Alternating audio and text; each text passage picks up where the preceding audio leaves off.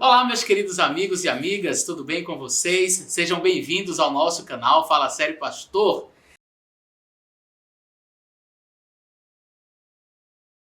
Eu estou muito feliz, gostaria de comemorar junto com você, agradecendo a você que participa dessa história, você faz parte desse canal, você faz parte dessa trajetória e eu queria te agradecer fazendo um vídeo especial, respondendo mais uma questão polêmica em torno da Bíblia Sagrada que diz respeito ao vinho. Antes, eu gostaria de pedir a você que, se não é inscrito ainda no nosso canal, recebeu esse vídeo em alguma mídia social, por favor, se inscreva no nosso canal, ative as notificações. Você também pode me seguir nas redes sociais, no meu Instagram, que está aparecendo aí embaixo. E você pode mandar a sua pergunta para mim. Você pode entrar no meu Instagram, manda a pergunta para mim e eu vou responder você através de um vídeo aqui no canal Fala Sério Pastor. Grave sempre o seu vídeo, caso você tenha interesse em mandar a sua pergunta em forma de vídeo. Grave na horizontal com o celular deitado assim e eu vou colocar você aqui no canal e nós vamos participar juntos. Eu vou responder a sua pergunta aqui no canal. Sem mais demoras, vamos ao nosso vídeo de hoje que está muito interessante.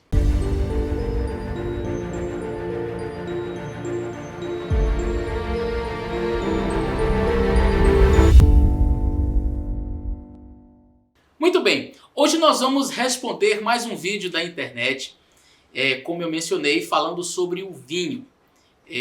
O padre Dom Henrique Soares fez um vídeo falando sobre o vinho e se é pecado, se não é. E eu queria fazer uma análise desse vídeo junto com vocês, tá bom? Vamos analisar o vídeo do padre Dom Henrique Soares.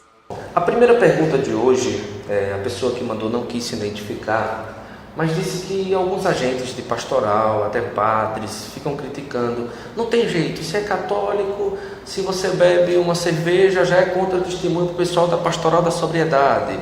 E não tem jeito, não é para beber de jeito nenhum. Aí ele perguntou, é pecado eu tomar a minha cerveja? É pecado eu chegar num lugar, pedir uma cerveja? Aí ele até citou, eu vi o Papa Bento XVI tomando uma caneca de chope, bem desse tamanho. O que falar sobre isso, Daniel? Que isso é puritanismo, que isso não é catolicismo, nunca foi. Cuidado, não é? Às vezes a intenção é boa, mas umas manifestações que não são muito cristãs nem católicas. Veja, sobre a bebida, quando se bebe, eu vou falar aqui de bebida forte. O que é bebida forte? Bebida alcoólica. Isso está na tradição de todos os povos. No Antigo Testamento, o vinho que embriaga é sinal do reino de Deus. É imagem do Espírito Santo. Quando Deus quer dizer que vai castigar Israel, uma das coisas que ele diz é: bebereis e não vos embriagareis. Veja, é um castigo. Toma o vinho e não fica alegre. Porque a alegria... Bom, neste primeiro momento aí, nesta primeira parte do vídeo, a gente já começa a ver muita coisa estranha. É feita uma pergunta, porque a própria pastoral na Igreja Católica acha que realmente não se deve beber bebida alcoólica alguma. Há controvérsias dentro da própria Igreja Católica, mas aí o padre dá uma resposta. E a resposta que ele dá é de que trata-se de puritanismo. E que o vinho forte, a bebida alcoólica, seria no Antigo Testamento uma representação do Espírito Santo. Onde, padre? Em que lugar? O senhor poderia apresentar pelo menos um verso do Antigo Testamento que compare o Espírito Santo a uma bebida alcoólica? Eu não sei quanto a Bíblia que o senhor tem em mãos, mas eu fiz questão de pesquisar, inclusive nos apócrifos, e não encontrei nenhum verso que diga que o Espírito Santo é simbolizado por uma bebida alcoólica, um vinho forte. Mas se o senhor achar algum verso, por favor, compartilhe conosco. O senhor ainda citou um texto que eu também procurei e ele simplesmente não existe. Bom, nessa parte aqui nós temos algo muitíssimo interessante.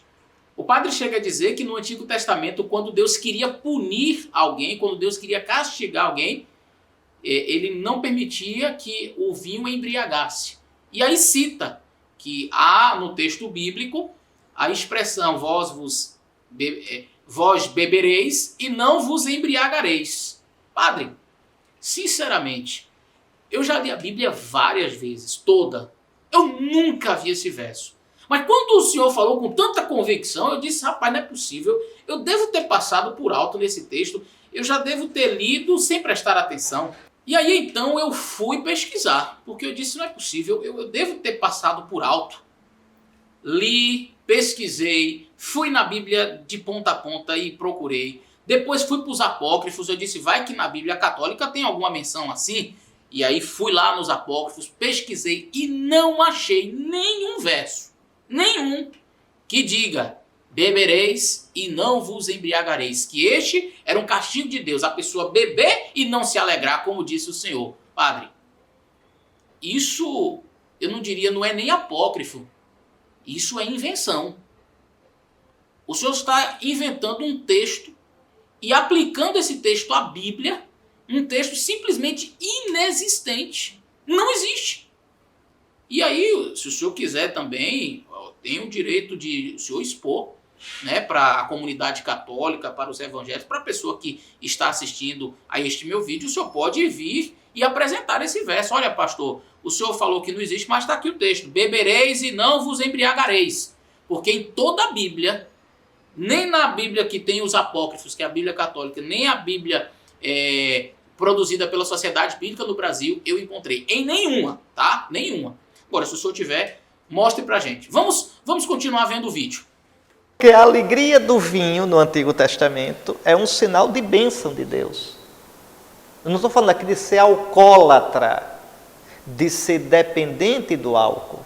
Eu estou falando da bebida com moderação, tá certo? Que causa uma euforia, uma alegria, destrava a língua, o coração, e você conversa com os amigos, uma conversa com um bom vinho. É disso. Ficou embriagado mesmo, tomou uma. Nosso Senhor Jesus Cristo, Deus, Filho, feito homem, transformou vinho, não foi suco de uva não, viu? Isso é coisa de puritano das seitas, que são mais santos do pau oco do que Jesus.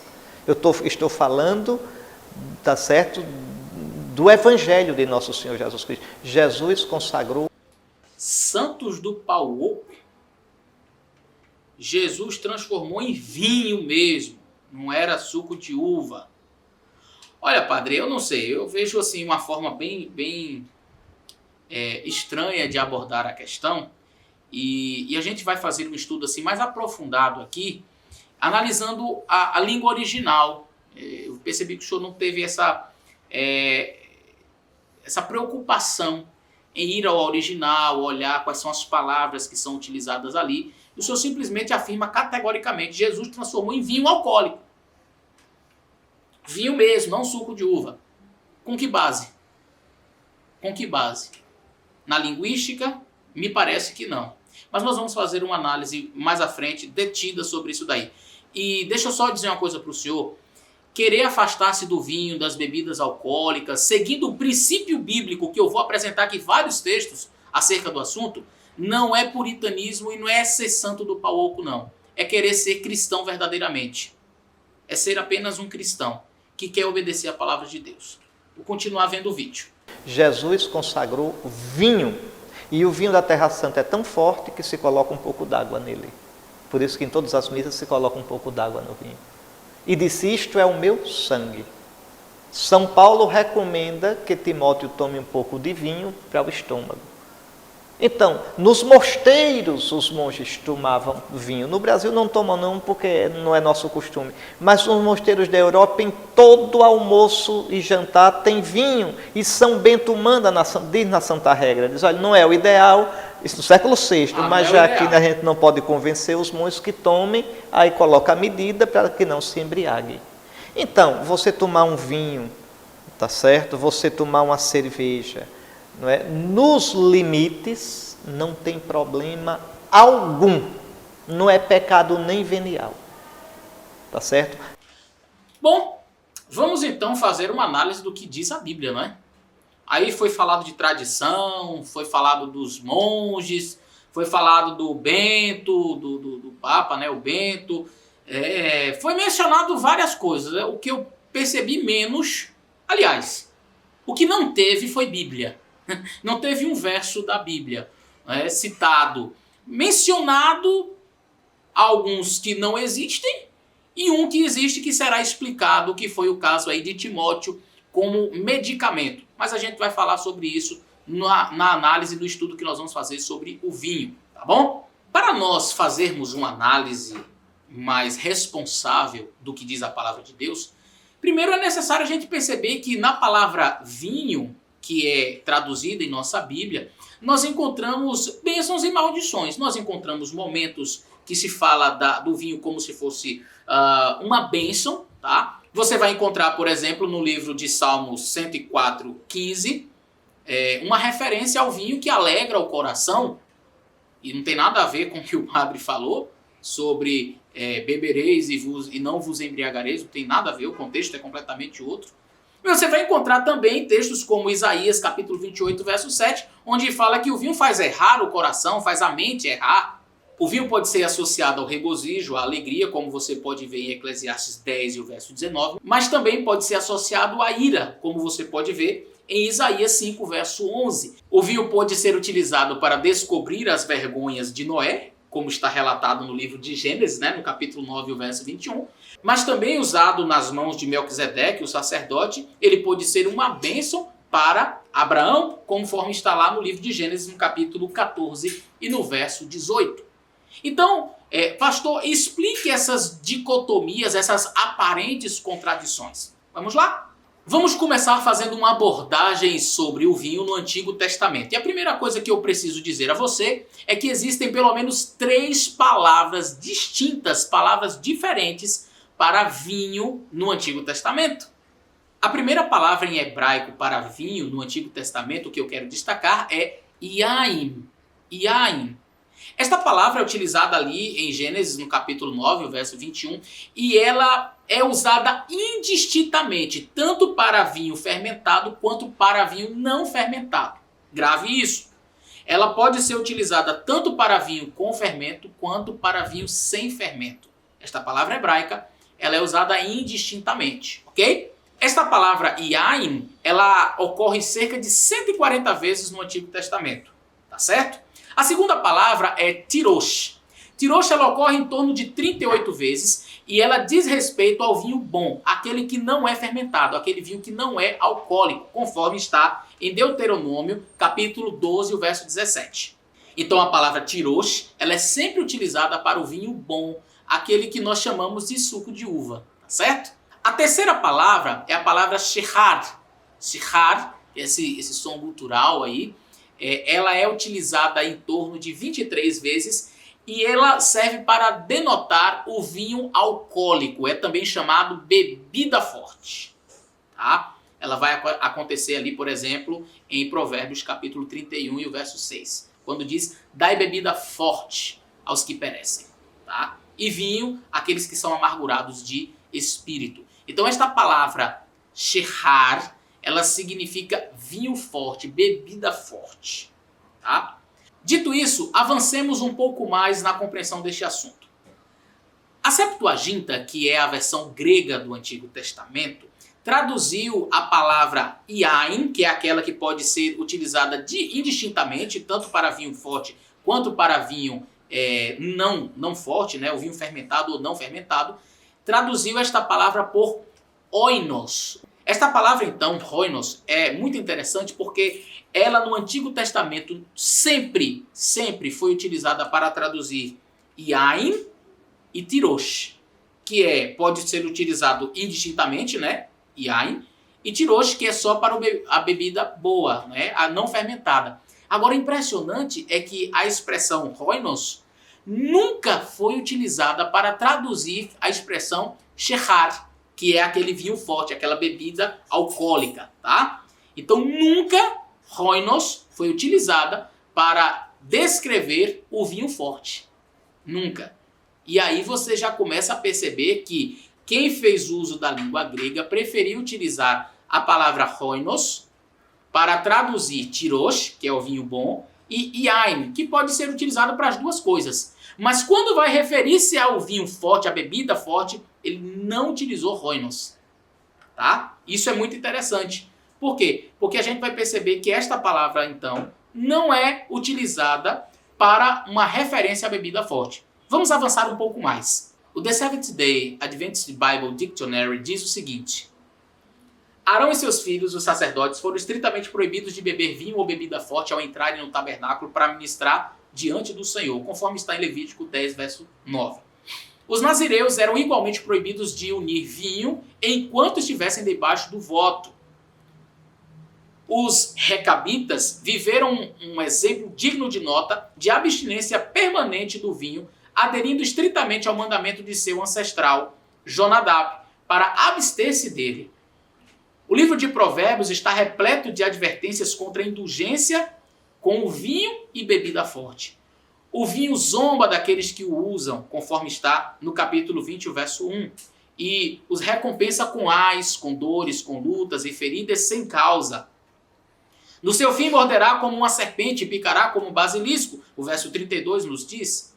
E o profeta Isaías, ele disse: ai dos que são poderosos para beber vinho, e homens de poder para misturar bebida forte.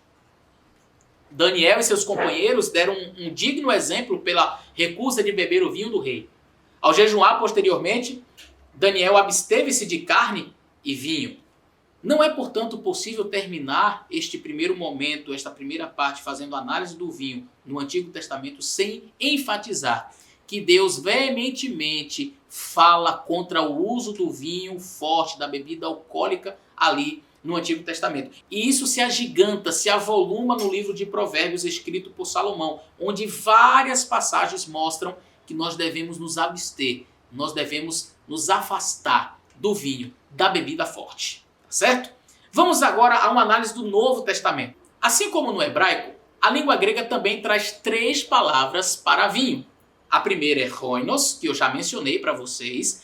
É aquela que foi utilizada para traduzir as expressões tirosh, que é o bom vinho, e yain, que é aquele vinho indistinto, né? Não pode ser uma referência a vinho forte ou não. Mas também na língua grega nós temos mais 2 palavras, sirrera e gleukos, ou gleukos, ok? Destas 3, a mais utilizada é roinos, tá? Ela ocorre aí em torno de 36 vezes. A palavra sirrera, ou siqueira, aparece uma única vez e está registrado ali no livro de Lucas, no capítulo 1 e o verso 15, quando fala de João Batista, que ele não deveria beber roinos e nem bebida forte, aí aparece a palavra siqueira, tá? Ou sirrera. A outra palavra, que é gleukos, também aparece uma única vez, está registrada ali no livro de Atos, no capítulo 2 e o verso 13, quando fala dos discípulos que receberam o Espírito Santo e as pessoas estavam dizendo que eles estavam cheios de gleukos, que seria esta bebida forte. Tá? O resto das ocorrências, todas são com a palavra roinos. E o principal problema que nós temos aqui é que, embora a língua grega ela seja especialista em trazer uma palavra ou palavras distintas para cada ideia, para cada ocorrência, para cada situação diferente, ela não possui uma palavra distinta para vinho forte e para vinho não forte, para bebida alcoólica e para o suco de uva. Não existe uma palavra que possa ser definida como não, isso aqui é só para vinho forte, não, essa daqui é só para o suco de uva. Portanto, o Novo Testamento emprega roinos tanto para vinho fermentado quanto vinho não fermentado. E aí, como é que eu vou saber se trata-se de uma bebida forte ou não? Bom, pelo contexto geral da Bíblia, porque no Antigo Testamento se fazia distinção, tá, entre estas palavras, e você pode perceber que a palavra roinos nunca foi utilizada para traduzir shehad, que é bebida alcoólica, bebida forte. Então, levando-se em consideração este aspecto, nós temos no Novo Testamento algumas ocorrências também de vinho e nós vamos fazer uma análise baseada neste entendimento das línguas originais, tá bem? Primeira ocorrência é acerca da Santa Ceia. O padre chegou a mencionar que Jesus na Santa Ceia fez uso do vinho alcoólico, da bebida alcoólica mesmo. Não foi, tá? E o próprio contexto vai nos demonstrar isso. Na cerimônia da Páscoa não havia fermento. O pão não era fermentado. Por que a bebida seria? Pelo próprio contexto da festividade da Páscoa, nós percebemos que não era permitido o uso de fermento. Portanto, se não havia fermento no pão, por que deveria existir fermento no vinho?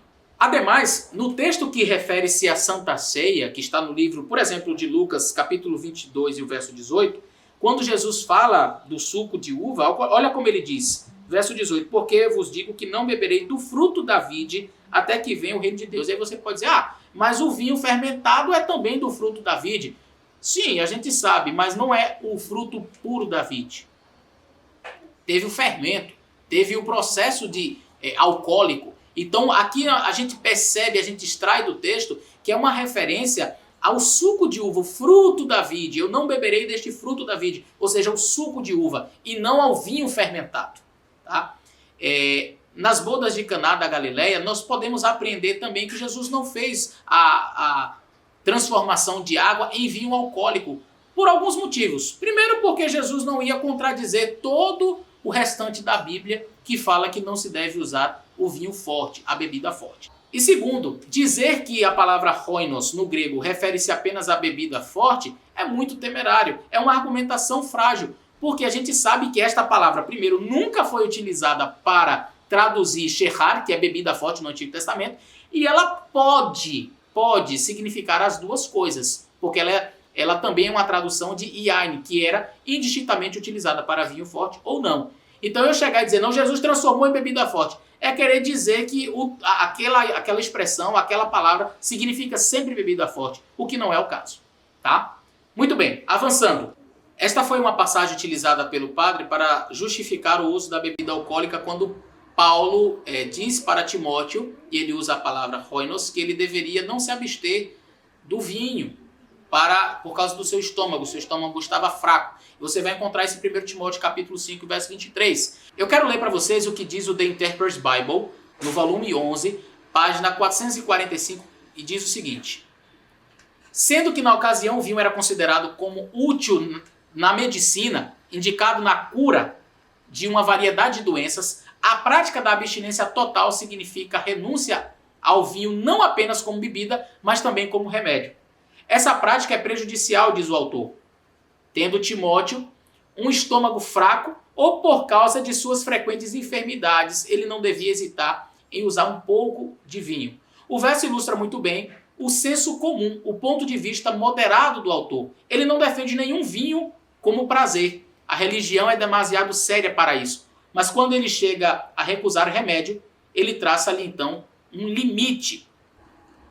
Os que querem beber vinho que contém álcool, não obstante a proibição bíblica, no seu desespero lançam mão, por último, de um texto, eu diria dois, sendo o outro 1 Timóteo 3,8, a saber, 1 Timóteo 5,23. Mas vamos ao texto. Descobriremos logo que o jovem pregador Timóteo, que conhecia as Sagradas Escrituras desde sua infância, era consciencioso e rigoroso abstêmio. Também que ele tinha a infelicidade de não andar bem de saúde, tendo estômago fraco e sofrendo frequentes indisposições, e que São Paulo lhe aconselhou o uso de um pouco de vinho como remédio por causa de suas enfermidades. Se olhássemos para esse texto pelo prisma dos apologistas do vinho, diríamos, parece que São Paulo, como algumas pessoas de hoje, que não acompanham a ciência moderna, pensava que o uso de um pouco de vinho como remédio, embora fermentado, talvez fizesse bem. Notemos, porém, que o termo oinos, usado neste texto, sendo empregado, às vezes, no sentido de vinho doce, ou seja, vinho não fermentado, não diz com clareza se era vinho novo e doce ou um vinho fermentado, o que Timóteo devia usar.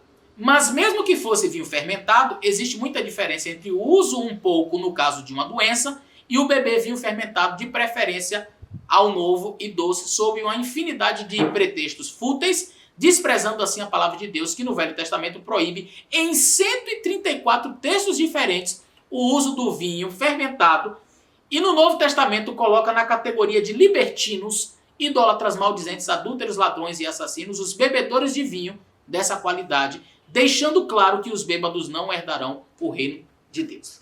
Agora eu quero mencionar para vocês duas passagens que são complicadas e que provavelmente você já deve estar aí questionando. Mas pastor, tem dois textos que falam de bebida forte e Deus mandando inclusive a pessoa beber. Eu quero ler estas passagens com vocês. A primeira está em Deuteronômio capítulo 14 e o verso 26.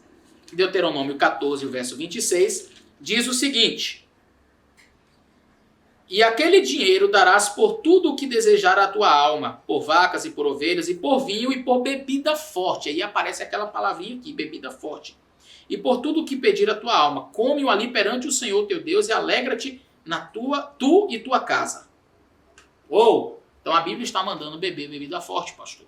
E o outro texto está em Provérbios. Provérbios 31, verso 6. E vamos ver o que diz aqui, Provérbios, capítulo 31, e o verso 6. Provérbios 31, 6 diz: dai bebida forte aos que perecem, e vinho aos amargos de espírito. Vamos então analisar estes dois textos, e vamos ver o que a Bíblia quer dizer com isso, e por que esses dois textos, que são os únicos textos que aparentemente Deus estaria dando a sua aprovação ao uso da bebida forte. Mas vamos ver o que esses textos querem dizer realmente e vamos fazer um entendimento mais coerente dele. Já percebemos que 134 vezes, só no Antigo Testamento, Deus disse que não deve utilizar. Ao contrário do que mencionou o padre, né, de que o vinho alcoólico seria uma representação do Espírito Santo, e quando Deus queria castigar, ele dizia bebereis e não vos embriagareis. Nada disso é encontrado no Antigo Testamento. O que a gente encontra são 134 menções de Deus dizendo que não deve fazer uso da bebida forte, da bebida alcoólica, shehar, do vinho forte, tá? O vinho fermentado. Mas vamos lá, vamos analisar essas duas passagens. Muito bem, quando nós olhamos para esse texto de Deuteronômio, e a gente vê ali Deus falando através do seu servo Moisés de que você deveria fazer uso da bebida forte, a princípio alguém poderia pensar assim, não, Deus está mandando beber a bebida forte porque é algo bom. Na verdade, Deus está sendo tolerante com a nação, como foi tolerante em vários outros assuntos, em vários outros momentos. E que não era necessariamente a vontade de Deus, como ele bem expressa ao longo de todo o Antigo Testamento, mas uma tolerância da parte divina. Deus então foi tolerante com o povo, permitindo que eles até bebessem uma bebida forte, mas não era a sua vontade. Como é que eu sei disso, pastor? Eu vou analisar outras passagens com vocês. Veja.